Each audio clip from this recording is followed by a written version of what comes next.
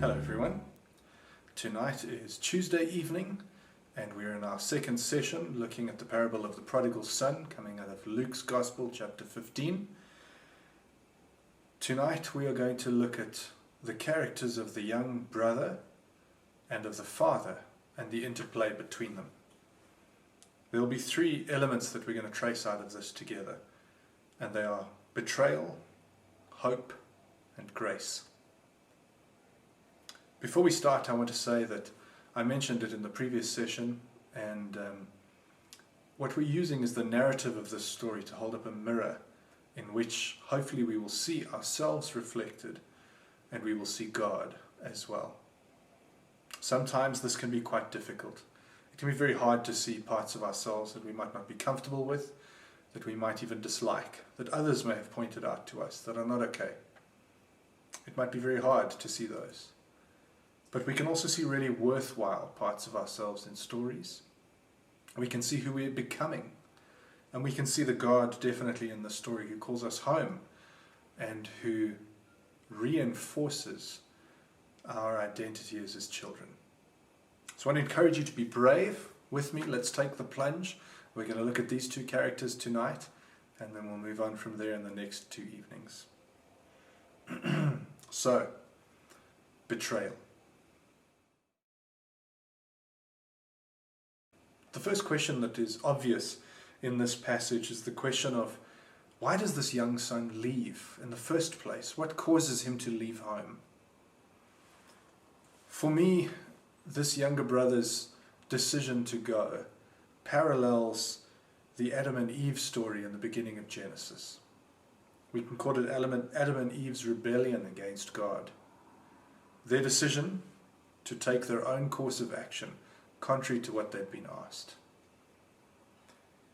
You see, I believe that within each of us is this idea that somehow we're going to make it better on our own. Somehow we haven't been given the whole truth about who we are. Somehow we don't have access to all that is God and all of ourselves. And so when we believe that lie, and when we accept it and we start to make decisions from it, essentially what's happening is it's a rejection of our own identity. And this is the betrayal here. It is twofold. There is a betrayal of the father in the young son and his words, "You are dead to me." But there is also a betrayal of self going on in this younger brother, because he has rejected the voice that says, "You are my beloved." The lie that he's living out is, he is not the beloved of God. And he needs to go and make something of himself. He's rejecting his identity that has been given to him in his sonship, and he believes that he must make his own identity. Nouwen, the renowned Dutch theologian, had this to say in one of his books on the Prodigal Son. Beneath this all is the great rebellion, the radical no to the Father's love, the unspoken curse, "I wish you were dead." The prodigal son's no reflects Adam's original rebellion, his rejection of the God in whose love we are all created and by whose love we are sustained. It is the rebellion that places me outside the garden, out of reach of the tree of life. It is the rebellion that makes me dissipate myself in a distant country. He also says, over and over and over again, I have left home. I have fled the hands of blessing and run off to faraway places searching for love. This is the great tragedy of my life and of the lives of so many I meet on my journey. So, the outworking of this son's betrayal is his move to this distant country. And the distant country symbolizes a few things. You see, it's not so much that there's a physical distance now between father and son. It's not that he's moved out from home and is far away, so much as it is there is a distance now between the way of being, the Father's way and the Son's way. And this is symbolized by this great distance that he covers to go to this faraway land, this distant country. You see, there in this distant country, the son learns a different culture, a different way of being from what he's grown up with. What does he learn? His value is in who you know now. It's what you have. It's your wealth. It's your possessions. It's your ability to influence. You see it in his reckless spending, his partying. He wastes it in all sorts of arenas, looking for a new identity, trying to create an idea of acceptance, love, welcome. You can use so many words here. The sad reality is that when this younger brother has spent everything that he has trying to remake himself, trying to forge his new identity, when everything is gone, he's left alone, and his value is reduced to zero. Absolutely nothing.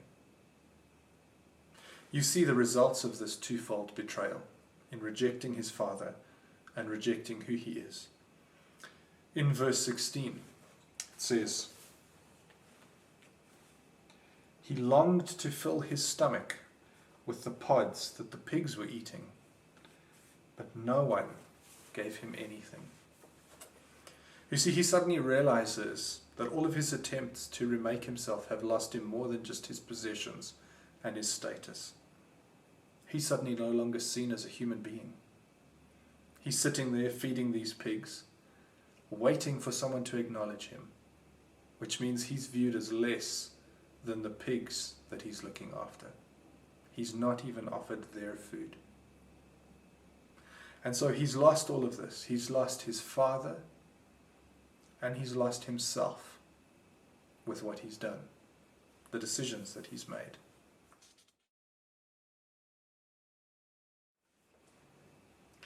What follows, though, is hope.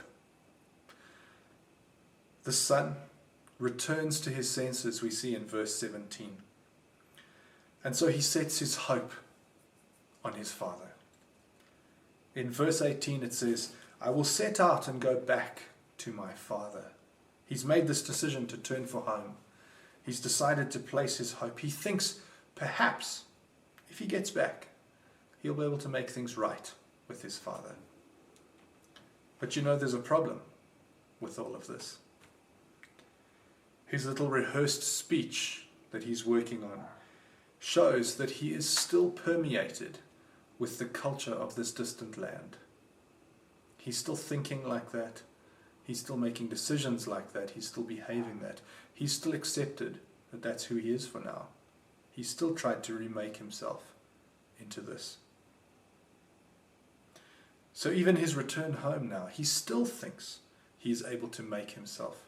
He's able to forge a new identity. And it's simply this. This time, he's going to negotiate forgiveness on his own terms.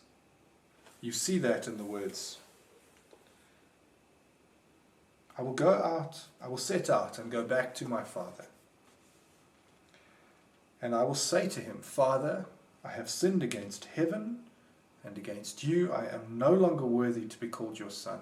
Make me like one of your hired men. You can see the negotiation happening here, as he tries to now manipulate the situation to reforge his identity once again. He's very lucky though, because his hope turns out to be a lot better than he could ever have imagined or even begun to negotiate on his own behalf. When the father sees him, if you remember from yesterday's session, he is moved to the core of his being and runs out to his son. And he has two responses to this young brother returning home. The first is that he reinstates this young man. And he does it like this. They bring the best robe and put it on him, put a ring on his finger and sandals on his feet. These are his instructions to his hired people. Bring the fattened calf and kill it. Let's have a feast and celebrate. For this son of mine was dead and is alive again. He was lost and is found. So he gets a robe, he gets a ring, he gets sandals, he's reclothed. And these are the clothes of a son, not of a servant, not of a hired man. This is clothing that belongs to a member of the household, a child of the Father. He's given these things. Given them. Secondly, the father interrupts his apology. You can imagine this young man rehearsing this all the way home. And just when his father grabs him, he tries to stammer out these words and piece together in the emotion of the moment. Can you imagine it? He's returned to find a welcome that he couldn't have even imagined. And as he's trying to force these words out, the father doesn't even acknowledge what he's saying. He interrupts him. You see the transition from verse to verse. In verse 21, the son starts to say to him, Father, I have sinned against heaven and against you. I am no longer worthy to be called your son. The father doesn't even respond to him. Verse 22, the father said to his servants, he doesn't even respond to the son, interrupts and cuts him off. Quick, he says, bring the best robe. And that is robe, ring, sandals, celebration. He interrupts this pitiful negotiation on the boy's behalf as this boy tries to work his way back in. You see, the question is, can this father really be anyone other than who he really is? Is it even possible? You see, this father has not forgotten his identity. He knows who he is, and he knows who his son is, even if his son has forgotten who he is.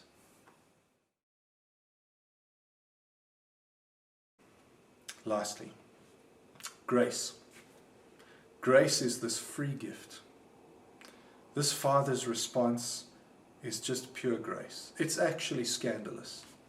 If you're reading this story or you're listening to these sessions that we're talking through this parable and you're thinking to yourself, that little snot comes home and gets given things that he hasn't earned, then you should be scandalized by that. It is scandalous. And we're going to get into that tomorrow night when we talk about the older brother. But this father's response is pure grace. And he gives two gifts to this young man. And in a sense, what he does is he recalibrates this son's culture. He fixes his mind back on what it is to be a child in this household. The first gift is this. It is his being reinstated as a son. See, this younger brother has already used up his half of his inheritance. He has nothing left. It's all gone. So when he returns home, it's not with money. And so what he is given does not belong to him. This time, he cannot claim this as his. When he left, he claimed his own. And he took it and he wasted it. This time, the ring, the robe, the sandals, the feast are all given from the Father freely out of what he has. These are the outward symbols of his sonship that he's given, a reminder of who he is. The second gift, though, is a lot subtler, and it happens earlier in the story. It happens in verse 17. When the son comes to his senses, he says, How many of my father's hired men have food to spare, and here I am starving to death? You see, in that moment, he remembers what the father is like. He remembers what the father's household is like, how his father acts towards people. Even the hired people in the household have more than they need. You see, this is an internal gift that has been deposited into this young man while he was growing up. Before he even knew what was happening, he was already being taught what the household was like. And so it is this which enables him to turn for home. It is this gift that the Father has deposited early on in his life that activates. It is the inward sign of his sonship. He is reminded where he comes from. This too is gift, pure grace. You cannot earn your sonship, your daughtership in the household of God. This young man did not earn it. He was born into the family. He became a child, not through his own work, not through anything he did or did not do. He belonged from the beginning. So, neither of these gifts are earned. They are pure grace. And so as we close tonight, I want to invite you to just meditate on these characters. Meditate on the young boy, his decisions. I believe all of us leave home at some point. Some of us often.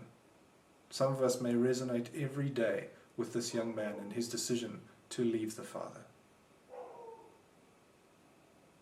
Perhaps you are scandalized by the Father's response. I want to invite you to sit with those feelings, with those emotions, and begin to meditate and to pray, to ask God what He may be saying to you. Do you find resonance with this boy? Have you experienced your own homecoming? Have you experienced the gifts that have been deposited into you by God, our Father, our parent? So thank you for joining me again tonight. That's all we're going to cover in terms of these two characters. I invite you again to read and reread this passage of Scripture over this week as we prepare, as we go into Good Friday and Easter over the weekend. May God speak to you. May He reach you. May you experience the call to return to home. May you feel what it's like to be rushed towards by your Father, by your Heavenly Father, by your Daddy. May you feel the embrace of His arms around you.